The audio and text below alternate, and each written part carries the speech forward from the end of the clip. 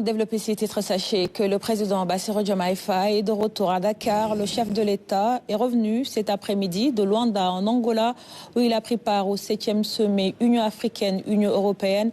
La rencontre avait pour thème promouvoir la paix et la prospérité grâce à un multilatéralisme effectif.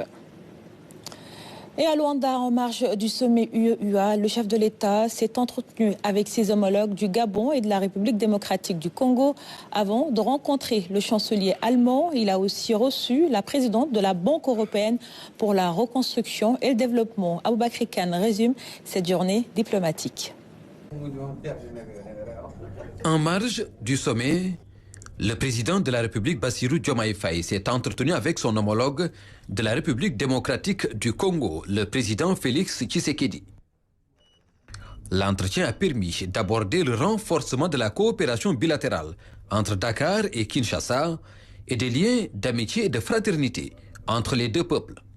Les deux chefs d'État ont également échangé sur les grands défis et enjeux du continent dans une perspective de concertation et de coordination entre pays africains. Le président de la République, Bassirou Diomaye Faye, s'est également entretenu avec son homologue gabonais Brice Clotaire Oligui Nguema.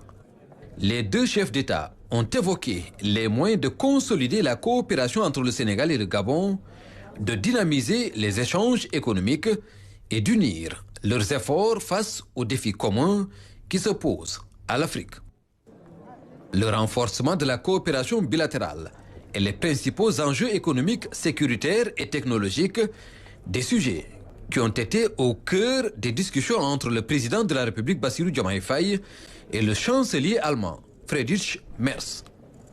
Les deux dirigeants ont également échangé sur les enjeux régionaux et multilatéraux ainsi que sur les perspectives de partenariat pour soutenir les priorités du Sénégal et promouvoir une action concertée face aux défis contemporains.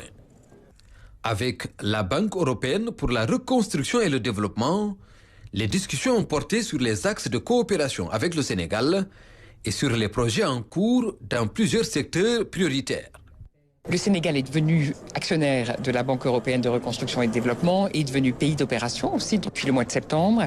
Donc on est en train de recruter une équipe sur place de banquiers et on va investir dans le pays, essentiellement dans le secteur privé, puisque notre mandat c'est surtout d'investir dans le secteur privé pour soutenir la transformation énergétique, les investissements dans le domaine des infrastructures, mais aussi les investissements pour les PME, les entreprises dans le secteur manufacturier, etc. Donc on commence notre activité, on commence à avoir quelques projets et on échangeait d'une très bonne réunion avec le président qui m'a présenté ses priorités, les grands enjeux économiques et financiers du Sénégal et les grandes priorités sectorielles qu'il souhaite promouvoir et que le gouvernement met en place.